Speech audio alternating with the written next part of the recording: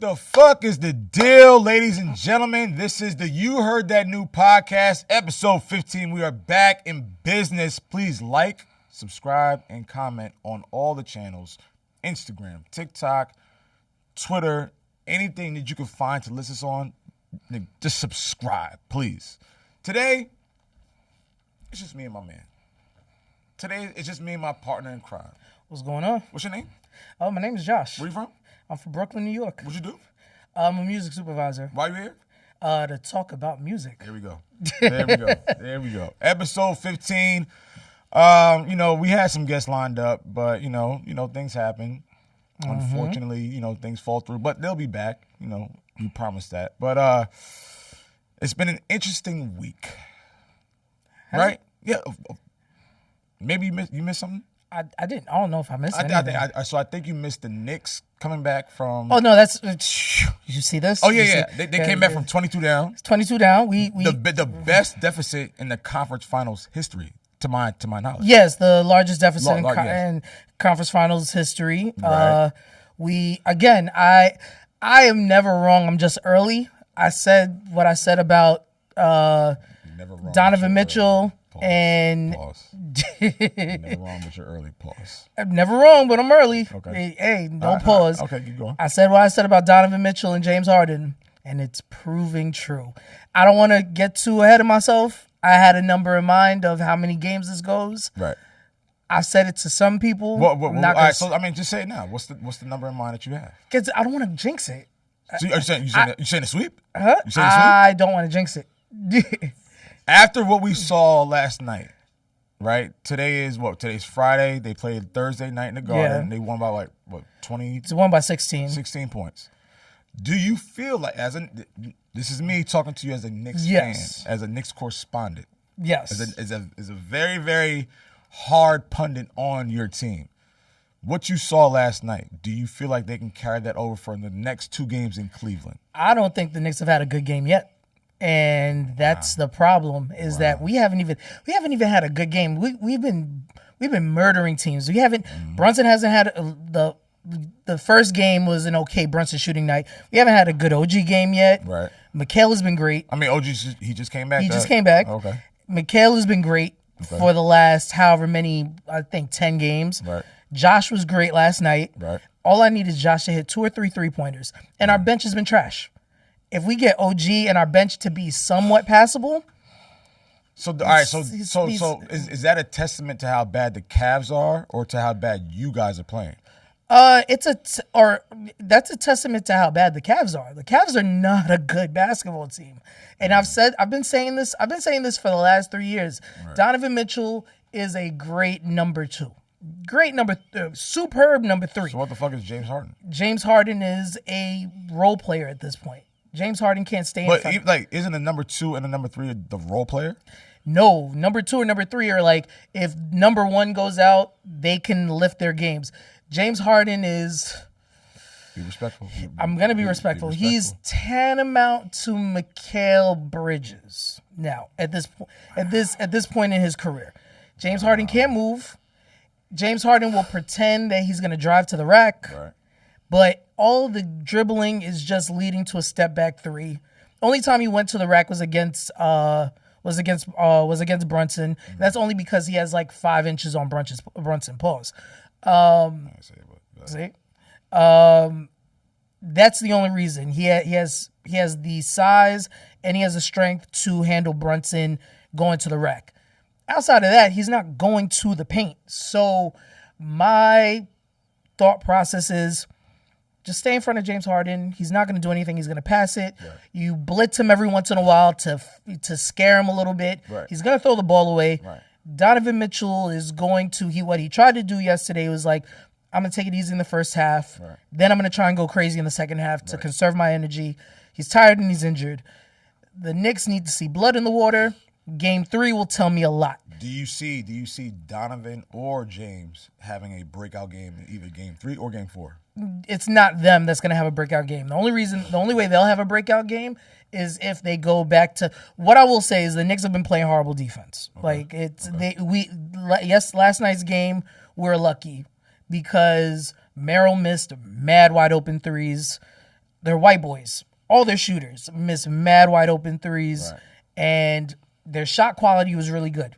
So if they're at home and they get the same shot quality, there's a chance that they get hot. And if they get hot, you have to guard them. And then that frees up Donovan. So I can see Donovan having a game or two. But if Knicks get game 3, It's over. if Knicks get game 3, It's over. gentleman sweep at most. It's over. It's- Okay. yeah. So And so that was part of the week. What else did I miss this week? Let's see. We got the Knicks and the Cavs, and then we got the Spurs and the Thunder. Yeah, the first game beat was the shit out of each other. First game was double overtime. Yep. Insane. Last game, who? The Thunder won because they just what does Isaiah Hartenstein call himself? Bright skin, because he's half black and half white, but he looks white, so he calls himself bright skin. Bright skin took most of the game, beating the shit out of Wemby. Right. And he even grabbed Castle by his dreads at one point during the game while he was in midair. Castle had one of the best dunks of the playoffs. He had the second best dunk of the playoffs. Who was the first? Kane from Orlando. Oh, yes, you're right. Yes, Right you're on Duran. Right on Duran's head. I don't want to spend too much time on that series because, like, that. Yeah, All just right, beat the who- shit out who- of each other, please. Oh, you want to see that go 7? I want that go 7, beat the shit out of each other. Hamstrings, Yeah. calves, Ankle, quads. yeah. They all get a little strained. Right. Then just come to the champs. Just come to the champs. Okay. Anyway, that's me being a bit presumptive. I apologize. It's all right. It's all right. All right. So, sorry. So we got the Knicks and the Cavs. We got that out the way. Then we got the Spurs and the Thunder. We got that out the way. What else did we miss? The Trump family not being able to have their taxes looked into for Oh the yeah, rest the of their IRS. lives. Yeah, the IRS. Yeah. So there's that. So that I missed. That's fine. That was something. That was something else. Yeah, that's white folks. But what else? R.I.P. Bernie Frank, politician. Okay. One of the funniest people. One of the funniest politicians. The Kevin Hart roast pushback. Yeah, All right. and we don't even want to call that a roast. It's Yeah. You know. Also, one of my favorite stand-up, not comedians, but late night show hosts. Steve Colbert. Stephen Colbert. His last show was last night. So I remember him from Comedy Central. So one of the best guys. Shout out to him. All the way from the Colbert Report. Yes. To, Yes. the Daily Show to having his own show. Yep. Well, no, it was Daily Show. Well, Daily Show, then Colbert Report, then having his own show. Yeah. Salute to you, Stephen Colbert, and fighting the good fight. Yes. And telling niggas to eat dick. I appreciate that. On live TV. On live TV. And telling them to pay those licensing fees. Bro, I saw you music. saw that, right? Yeah. I love that. All right, sorry. Let's get to the shits. Yeah, sure. What else did I miss? What did I miss? So What did I miss? this time last week, one of the best artists of this generation, Yeah. greatest artists of this generation, Okay. dropped a threefer. Oh, that happened. You dropped the threefer. Shit, Yeah, I did. yeah, Thursday I night. totally missed that. Drizzy Drake, Aubrey Graham. He dropped 3 projects: Iceman, Oh, really? Maid of Honor, Oh, and Habibi. that's how they say it? Oh. I don't know how the fuck they say it. I just say Habibi because that's just how it fucking reads. All right, I'm sorry if I'm offending Habibi. That's how I read it on Apple Music. That's how I said it on Rap Life. Habibi. Habibi uncut. Like, bro, I'm sorry. Yeah. I'm sorry. So those 3 albums came out. Yep. All right. Yep. Yeah, I saw it. It was I heard them all. We've had a week to digest these albums. No flash of the pan hot takes off of like 30-second listens. What were your thoughts of these albums? Also tune in to Rap Life with LowKey, Yes. Ebro, Nadeska, Every Wednesday on the Apple guys. He gives all those takes there, but he's about to do it again. Music. Drake is very good at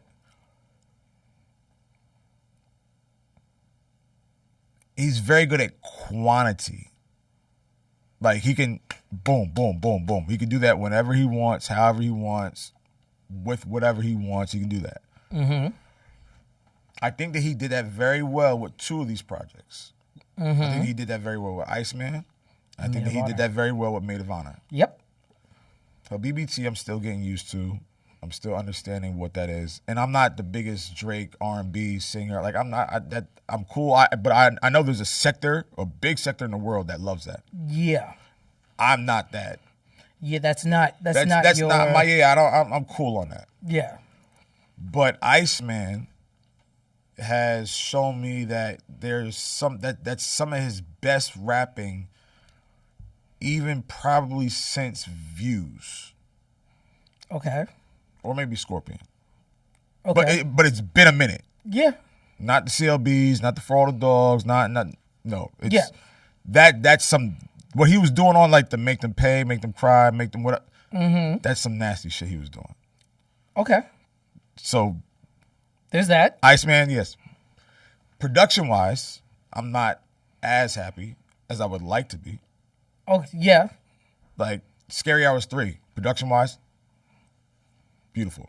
Yeah. Rapping, beautiful. Mm-hmm. The rapping and the tempo were just, it was very somber. It was very like, not woe is me, but like.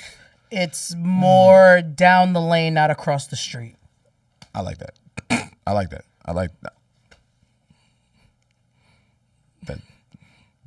And yeah. How am I getting reactions? Right, no, but no, I will give him credit. Like that's some great writing. Yes, that's some great writing on that project. Some great writing. Maid of Honor is what. Maid of Honor is a very good vibe. It's like I didn't like Honestly Nevermind. Mm-hmm. But I like that. Maid of Honor is a good vibe. Road Trips. It's a good vibe. That's a great vibe. I cannot wait to be uptown and hear some Maid of Honor. I can't wait to be at a fete in August, September, and hear the popcorn joint because that's gonna ring off. But the BBT thing, I just go ahead, you got it. So the Habibiti album, I'm cool on that. Mm-hmm. Maid of Honor is actually my favorite of the three. Why? It was vibey. There was less angst on it. It was more of getting to the point of what he was trying to do. Maid of Honor was very intentional. Yeah, it was how did this scholar, this wordsmith once say, I like Drake with the melodies. I don't like Drake when he rhymes tough. So it was great. Right. I enjoyed that. Right. Iceman, it has its moments. It's repetitive. It's extremely it is repetitive. Extremely repetitive. It's like have you ever watched a TV show and they said, hey, if you want to have a dual viewing, open up the app on your iPad and you can follow as you go as you watch the show. Yeah. That was how some of these songs felt. It felt like I've heard the song before. Right. You're just giving me the lower grade version of it. Does that take away from the actual rapping quality? Yes. It does. I don't think the rap... See, my problem, and again, I want to preface this by I am music agnostic. I am not a Kendrick fan. I am not a Drake fan. I'm not a Cole fan. Meek, Wale, they're all good in their own ways, and they're all bad in their own ways. My problem with how Drake is viewed is he's graded on a curve now. And this is before the battle or after the battle? It's been for a while now where he's graded on a curve. I don't really judge his singing stuff because all seen Drake isn't a good singer. He holds a note, he holds a tune, but he's not a good singer. Yeah. But rapping wise, it was some of the dumbest, simplistic rapping that I have seen from somebody that we all consider this great orator, this great writer. Right.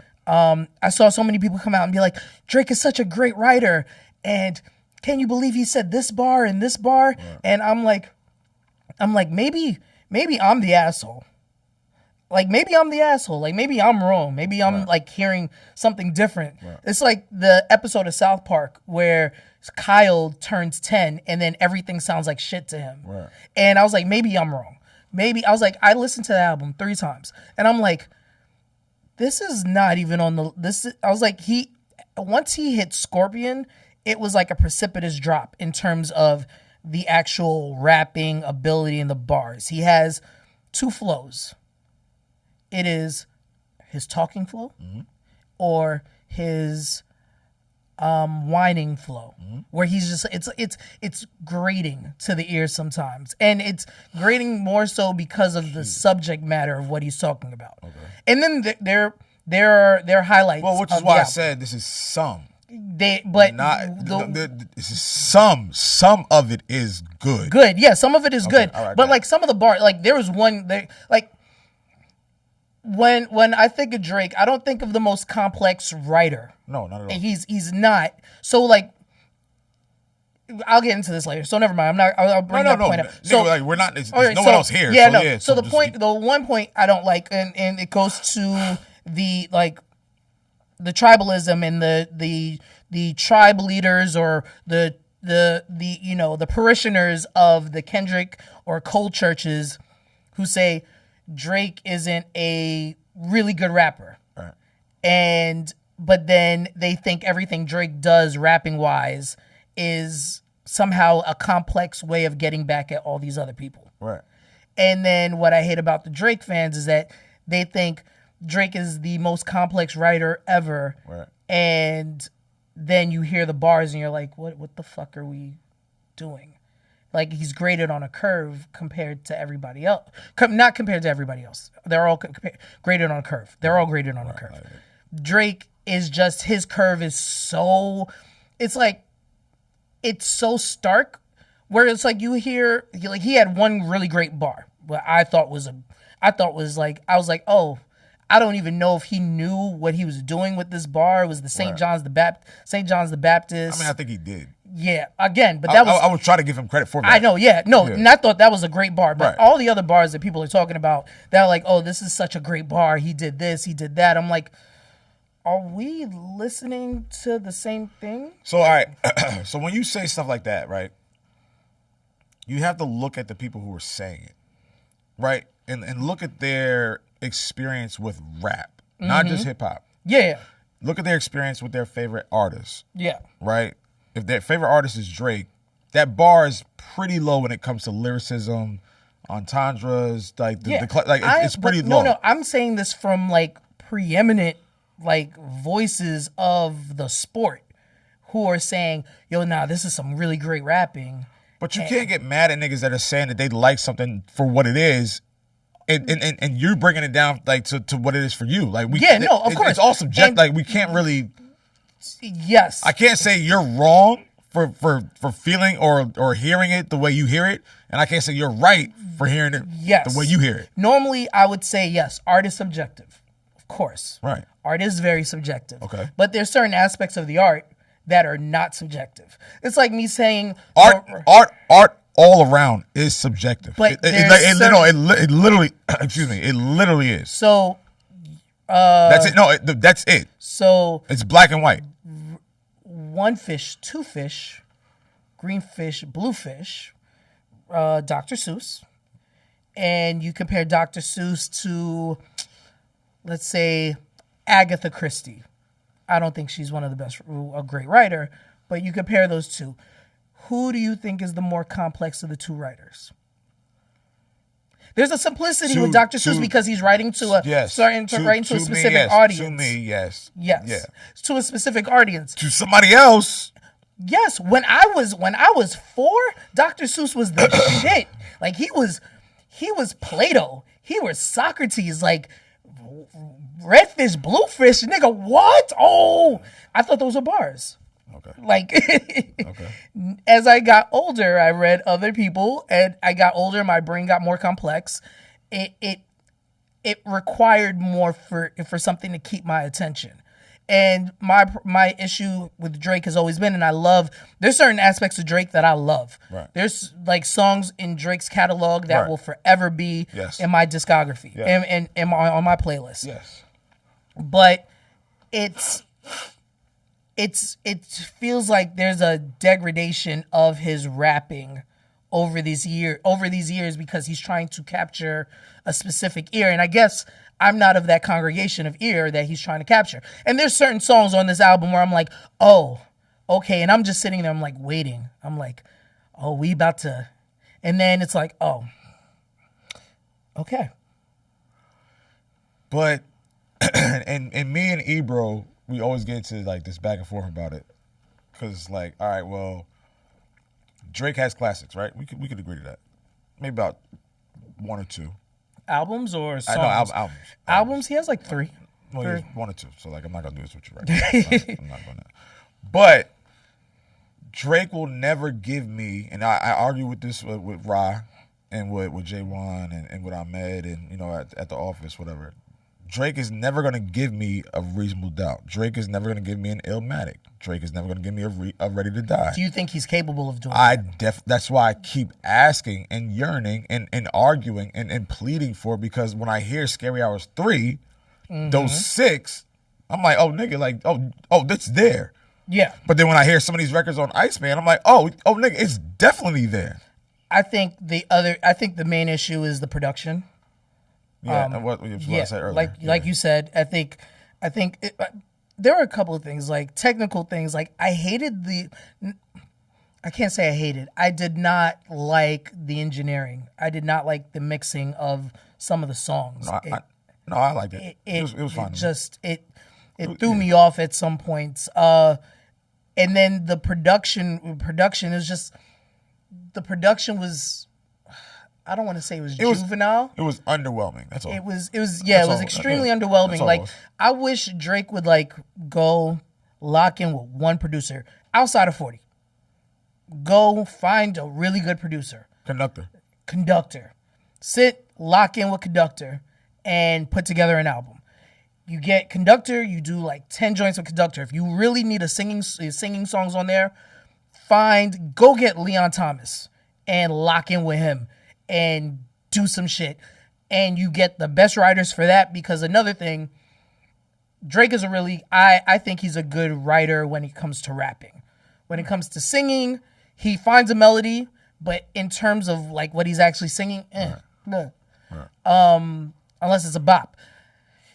Find you some good R&B good R&B writers, and just lock in with them. Just lock in with Leon Thomas. Who else? Who else a good singer? Tank. Seven Streeter's a really good writer. Yeah.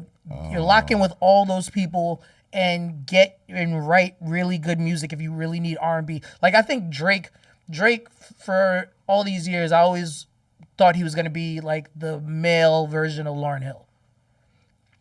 And he hit those points in specific songs, but it was never a whole album. Right. Like, I think the closest he came to that was like Take Care, maybe. Yeah. Yeah. That mirrors Miseducation of Lauryn Hill. Yeah, that was the closest he's gotten. Yeah. But it's since then it's all felt like a money grab. Well, he's a numbers guy. Yeah, he is a numbers guy, but right, so we can't be surprised by it. Well, yeah, you can't be surprised by any of this. You can still do the number shit, but give quality. And I think, and again, you're right with quantity. Drake puts out a large quantity, puts out a lot of work. It's my Tupac argument. Like, Tupac is the greatest baseball player in hip hop. You bat 300, you're a Hall of Famer. Tupac batted 300 as a rapper. He would give some hits, and then there was a bunch of shit in the middle. Okay. And it's just like, all right, Drake gives you some hits now. Like, there was a time where it was just hit after hit after hit with Drake. Right. Now, Drake gives you, I guess this is a hit. Like, I can hear this outside. I mean, before the album came out, he gave us 3. He gave us Nokia, Give Me a Hug, and Somebody to Love You. Yeah. He gave us 3 off of one album. Yes. Do you, Now, let me ask you, when was the last time you heard any of those songs outside? Well, I only go to one place, so. I'm So, like, nigga, All right, so this summer, we'll revisit this. We'll revisit this over the summer, right, when Low is outside more, right, and it's warm, and seasonal depression breaks, and he's outside, and he's out and about being. But even that. I don't need to be outside to know what these records are doing. Oh no, I get that. I don't need to be outside to understand the temperature or the spectrum of what this nigga is about. When was the last time you played any of those songs on your phone? Shit. It hasn't been this year. All right. Like, it hasn't been this year. For me, like, I'll go when I like a song, doesn't matter. I'll go back to it. I'll play it. Like it's in my mix. Like okay, I'll give you that. So like I think what we consider quality now, it's fast food. I'm going back to these Iceman records. Like I'm playing them shits over and over because it's now. Let's see what you feel in a year. Like I that's how I've always felt. Like Touché. Like there's like I think with Wale's album, there's music I still go back to that. Wale's album I listen to still. There's a lot of songs on there I listen to. There's some songs I skip. Yeah. With GNX, there's like two. There's a couple I go back to. Yeah, yes. You're right. Yeah. Clips. Yeah. That whole album I go back to. Clips I'll go back to. Yeah. Cole's album. There's a couple joints on there I go back to. Yeah. I'll go back to. Right. I think on this, like, there's the Sexy Red song. I think Cheetah Print. I will say this. I like Cheetah Print. I like Cheetah Print. You're a different type of nigga. I again, because I know the vibe. I know what it's we know what we know what it's intended for. The Popcorn joint. Yeah. That's road trips. That's a tough vibe. Road trips is tough. Make 'em pay. Make 'em pay. Make 'em cry. Make 'em cry. Yeah. And then there was another one on that album. It was like a blind. What was it? A blind birdie or. Like the record that sounds like Kodak wrote it. Yes, like I'll go back. Yeah, I think I'll go back to those. Yeah, but like everything else is just like, and then I don't even like. I don't care about the subject. I don't care too much about the subject matter and him explaining everything with Kendrick because he has a right to. He has a right to. Again, we had that argument, and then I had to think about it. And again, as somebody that has 3 children, I understand. Sometimes your child isn't going to tell you what's wrong with them in the beginning, but then they'll wait. They got to let it out. They got to let those. They got a right to let that shit off. They have big feelings, right? And sometimes you got to sit down and you got to let your big feelings out, right? And that's what Drake had. He had really big feelings, and I understand those big feelings. Right. Sometimes you got to let those big feelings out. Right. So I mean, I get it, and it wasn't. It's not like he dwelled on it for like 5 songs. Well, no, he dwelled on it for. Oh no, I'm being facetious. Okay. I'm about to say my nigga like he dwelled on it for 18. He was dwelling and dwelling. He's fucking dwelling at this point. You can't get mad if a nigga swing. No, I heard it. You can't get mad if a nigga swing on you, and then get mad when he come back with a knife. Right, you can't get mad how a nigga reacts to whatever happened to him. It's the 50%. It's the 50 cent. But you can't. It's the 50 cent adage of everybody hears a gunshot, nobody hears a smack. And I get that, but wait. So I have no problem with it. So us saying it's redundant. It's repetitive. It's like I'm not even talking about the subject matter. That's what I'm leaning towards. Like you can't really hold a gripe when he's saying, "Oh, well, I heard this on the last song. I heard it in this one." Like he held it in for about 2.5 years. Mm-hmm. So it's like, all right, man, like however you want to get it off. Yeah. Where you want to get it off and how long you want to get it off for? Cool, do it. Mm-hmm. Now after this, Iceman, this rap shit is done. Whatever you're gonna do on your $2 billion deal that you're getting from whoever, nigga, table this shit. Can zoom in on me real quick? Can a lot of ISO on me as Flip would say. Right. This whole thought process that Drake is going to get a $5 billion deal from some hedge fund, all cash to put out his next couple of albums.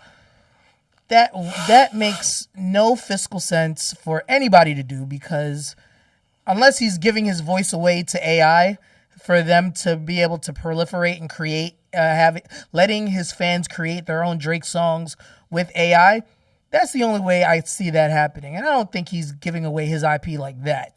Also, I have one issue, and my big issue is with the Drake haters. My problem is where people are like, "Oh, Drake hasn't grown. Drake is 40. Why is he rapping like this? Why isn't his subject matter changed?" Drake's subject matter has changed a lot. Oh, the fuck it hasn't. It has. It has. How?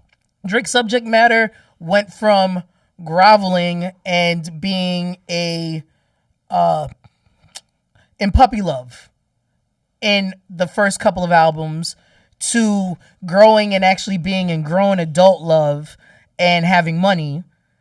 And then now it has grown into incel and being angry at the world and being angry at the girls that didn't give any Nigga, this is self-inflicted wounds. Yes, but it's still growth. Growth is growth. You got is growth. a fucking chain that represents all the girls you wanted to marry. Yes. Where's the growth in that? That's growth. It's not growth. It's not positive growth. Please explain. That's not. What is growth? Growth is what? Positive, right? No. Growth is not negative. Growth is not always positive. Growth is negative. You could grow in your hate. As somebody that thrives through negativity, I understand growing through hate. That is not growth, my nigga. That is not growth. You're stifling yourself. Yes. That's not growth. Again, there's people grow in different ways. Do we not all know adults that were like, "Oh damn, this nigga is still a child"? That's not called growth. That's growth in their own way. Like Drake's subject matter has changed a lot. The way he talks about money has changed a lot. How? There's a more expensive. He has more of it. I know. He has more of it. And it's changed the way he's rapped about it. He just has more of it. He's talking about the same shit. He just has more of it. Before when he rapped, he was rapping in the way of, when I get this money. Like, you could tell when somebody's rapping and they don't have the money. Right. Now he's rapping like, "Oh, look, I have the money. I can do all of these things." Right. So my issue is, oh, Drake hasn't grown.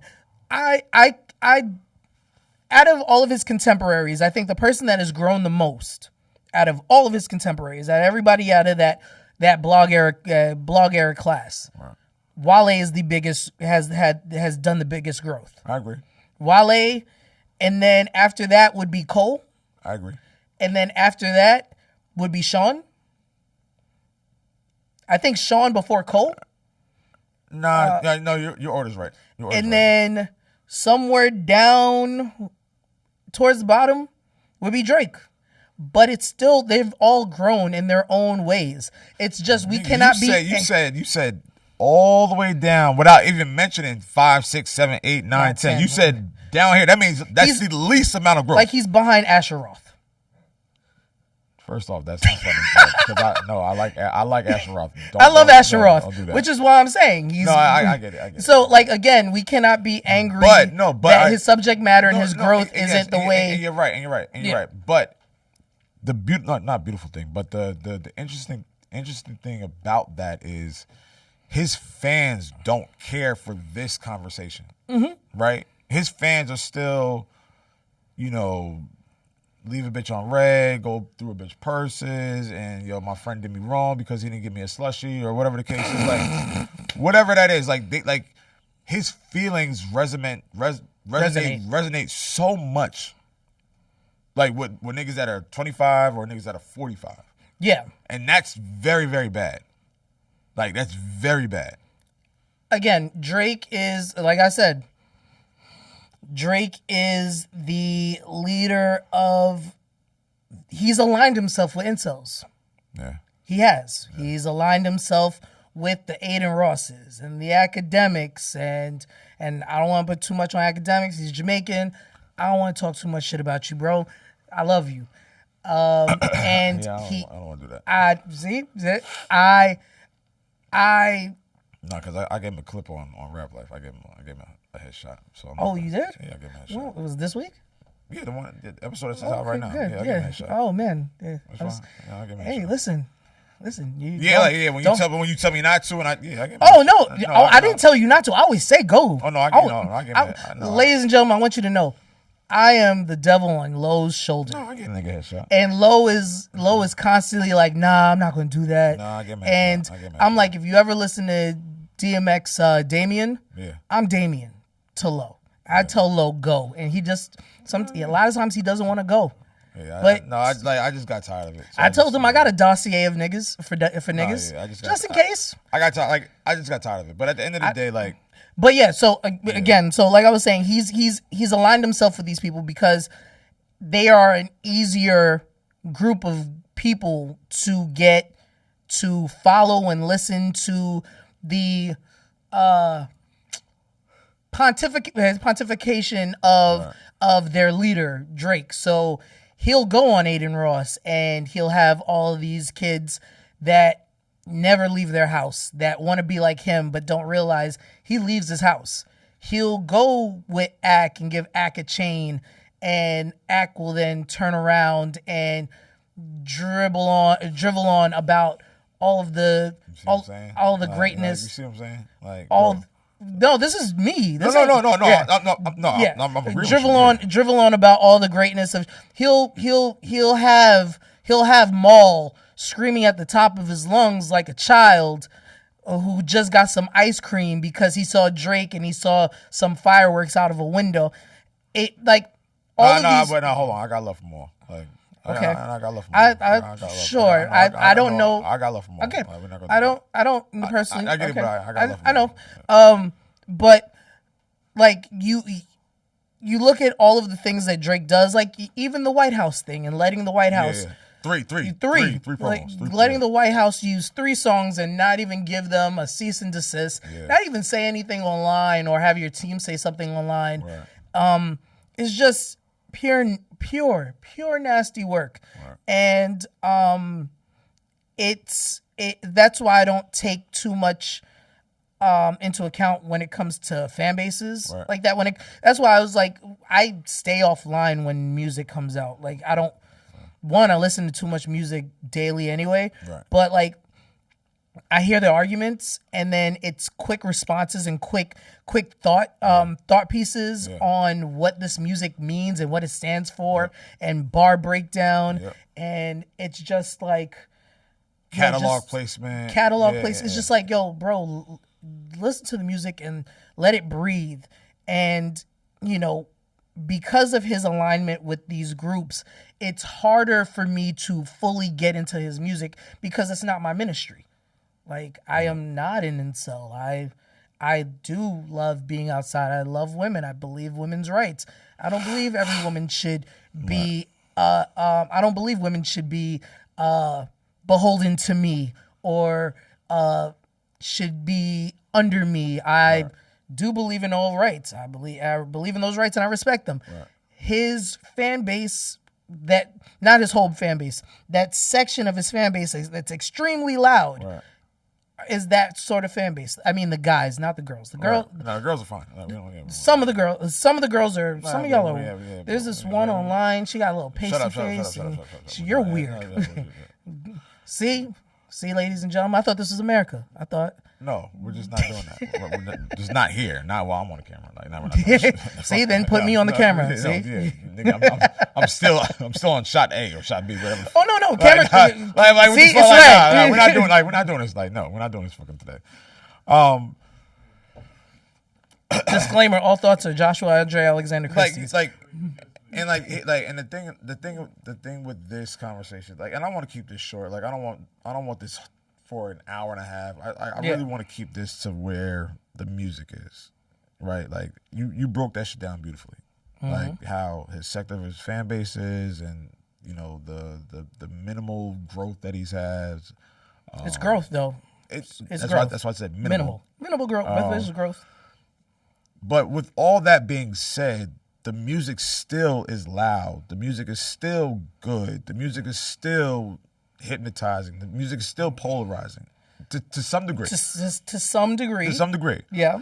So to be able to do that with all that you just unpacked for the last 5 minutes, that's there's I don't know. talent. I don't know if it's a skill or a gift but that to balance that, and I don't think he's oblivious to everything you just said for the last 5 minutes. Yeah, no. What I will say is that Drake is a what's the word?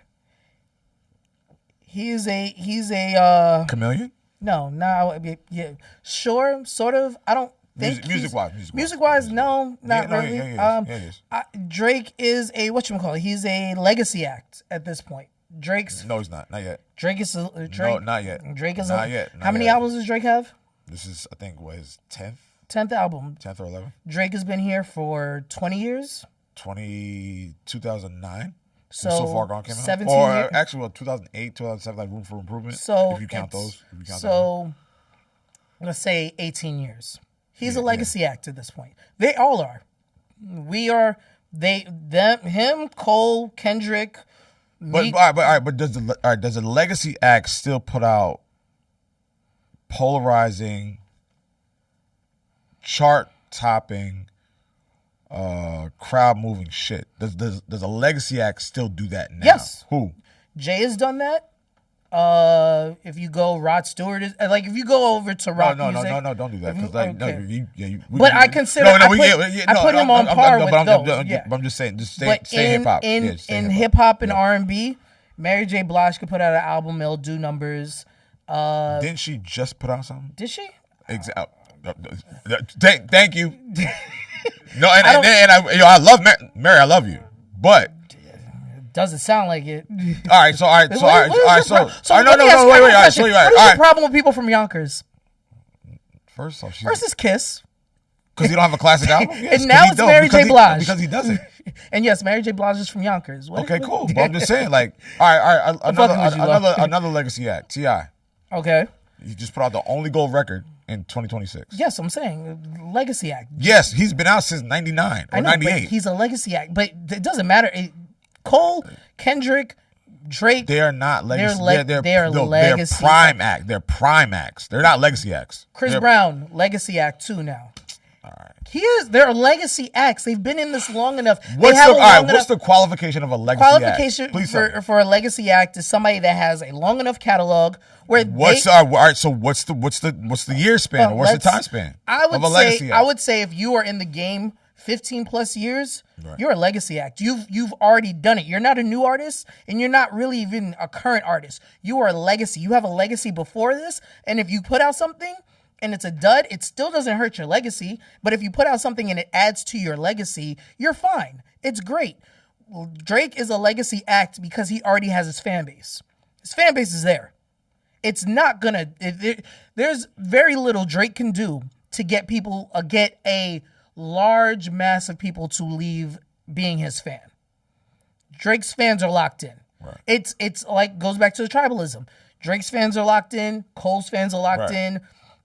Kendrick's fans are locked in. Yeah. Big Sean has his own fan base. Wale has his own fan base. Meek has his own fan base. Wiz has his Wiz just dropped something with MGK. Yeah. And people love that shit. Right. His fan base loves it. Right. So these are all Wiz is a legacy act. He hasn't dropped as much as them, but Wiz has music that has a catalog of music that he doesn't even need to perform. But if he brought it out, people will be like, oh my God, I forgot this song. Right. And that's how I view legacy acts. If you have 15 plus years in this, tons of great music before when you were young and hot, and it sounds different now when you perform it when you're older, but people love it, then like Chris or performing Poppin'. Chris is mid-30s. Chris is 35, and he's singing a song when he was 16. Legacy act. Drake is a legacy act. He's never going to lose his fan base. Wow. So Bow Wow is a legacy act. Yeah. Bow Wow is a legendary legacy act and a legendary sniper. Yeah, and then Bow Wow's security like threw me out when I worked at the NBA stores. Sometimes you gotta add these little tidbits. You get like very personal. You start like you gotta give these tidbits of hip hop history of Bow Wow's security grabbing me and throwing me out when I worked at the NBA store. PTSD stories, and I'm like, my nigga, just like let's stick to that. Let's stick right here. Let's keep going. If you ever catch me out at a bar and you want to hear some stories, get me a Kentucky Mule and we'll talk. His fat ass. Kentucky Mule, yeah, of course, Kentucky Mule. I'm sorry, I drink bourbon. Oh yeah, I don't know that shit. Kentucky. See, you just talking and just chatting shit just to chat. This podcast, I'm supposed to be talking. But yeah, so I mean, again, I love Maid of Honor. Yeah. Maid of Honor is a vibe. Big vibe. I think Maid of Honor was great for what it was meant to do. Like it was good. Yeah. Habibiti or whatever the fuck it's called. Habibiti. Yeah. Habibi. It's for them. It's for the kids. I realized when I say kids. Okay, hold on. I get the. Hold on. For the kids, clear that up. Clear that up. Clear that up. I mean, it's for the kids. It's for the young adults. It's for the. It's for the 20-something. It's for the 20-somethings. I'm just making sure niggas don't clip that up. It's for the 20-somethings. All right, cool. There was like Drake was. You know that family in like up in Buffalo. The white dude. The white dude with the kids, and then it was Drake, and I was just like, "There's something funny. There's jokes here." Hey man, listen, yo, Drake is a man of the people. He gifts. Charity. I love it. I love what he's doing. Yeah. I love what he's doing. Shut up. We're trying to make sure, like, this is a great 3-project spread that he did. It was a good 2-project spread and it's a great 3 for some people. It's a great 1 for some people. It's a great 2 for some people. Okay. But what artist has done this in one rollout? What artist? No one.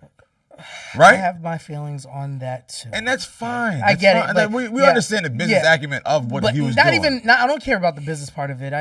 There's a lot to be said about that, and there's a lot. That's not. More we're not. Yeah, we're not even. I don't have the mental wherewithal to get into all of the carve outs and all of that. And all right, and I want to say that. As fans, as consumers, yelling out execs. Stop trying to act like execs. We don't care how much his deal is worth. We don't care what the deal's on the table. We don't care what it looks like or what he's going. We don't care. I don't care about the numbers he has to hit. I don't care about the term length. Right. I don't care. Oh, if you sell this album here, then it doesn't count. If you don't sell this album here, it doesn't count. It doesn't count as a full album. Right. I don't care about none of that shit. I just care if the music and. Mind you, I'm on that side of music, and I don't give a fuck about it. If anybody is, you are. I don't give a fuck about none of that shit. Give me slaps, or give me death. That was a bit extreme, right? Wait, death? Like that was a bit extreme. Where did that come from? Give me liberty or give me death, but I just you on this poetry shit. Like, God damn, I'm sorry. I know. I get like every. I'm sorry. He's not rapping well enough, so I gotta do it myself. Every episode, you were like, give me death or give me grievance. Like what? What? Like, what are you talking about? Like, just give me slaps or give me hits. That's it, right? Slaps and hits are the same thing. All right, give me slaps or give me depth. Depth. See? See? I'm right there. I'm right there. Okay, I'm right there. I see you. All right. So I didn't want to spend too much time on this shit. And I like when we keep this shit nice and clean and short. And you know what? You put up numbers today. Oh, thank you. I tried. No. Hold on. You better than James Harden. Better than Donovan, nigga. It's about 18, 19, and 15. Hey, listen. That's what you was putting up. Listen, somebody got to be a well-rounded player. Oh, bitch! What you saying about me? Bitch! Oh, bitch! That's the last sometimes that's why you can't give niggas. You can't give niggas compliments, flowers, bro. Yeah, no, I appreciate it. I appreciate it. You held it down. What else is there before we wrap this bad boy up? Bro, I mean my whole week was consumed with, just figuring out what this album was about, where you place it at. How many death threats did you get? Oh, we just dropped our Rap Life clip, last night. Yeah. My shit is still burning right now. Oh. Like between me and Ebro. Mm-hmm. Bro. Like how was Ebro towards the album? How did he go? He said 9 for 43. Oh my God. And he was so dead ass serious. But he was saying, he was like, there's stuff that I like on these albums. He's like, there's a lot of stuff that I like. But Ebro's biggest thing is like, what's the theme? Like, what's the what's the thread? Like that, and I get it, I respect it. And with anybody, not just Ebro, not just you, not just me, not what anybody that we know, when you're listening to 3 albums at once, to the magnitude of who he is, to the magnitude of what he went through, to see if he still has it, from the songwriting to the productions to the features to the raps to the presentation, like that's a lot to take in. Yeah, I mean that's a lot for us to understand, to digest, to then spit out, to have these conversations, or just to really sit. All right, so okay, well, where do I put it with his catalog? Okay, where do I put it in music? Where do I put it in hip hop? Where do you put it in his catalog? Bro, it's only been it's only been a week, right? But I love that he's making us think, and he's making us feel like, all right, yo, bro, like my shit still matters. Yeah, I will say that. I will say my shit, and that's a very it's very the impact of it, yes. and I appreciate that. This is an obvious sentiment that Drake does move the needle, that Drake does run the charts, that Drake lives on the charts, and that he lives in the minds and hearts of all. Yeah, but so a lot of people were saying that once he gets back on the charts, others will follow, or people will follow others that make music similar to him, or just hip hop or rap music, and I fought that for a minute. I fought. I'm like, what? Like this nigga don't. I'm like, well, now I'm looking at it. 1, 2, 3, 750. Or I'm sorry, 425, 120 a piece for Maid of Honor and Habibi.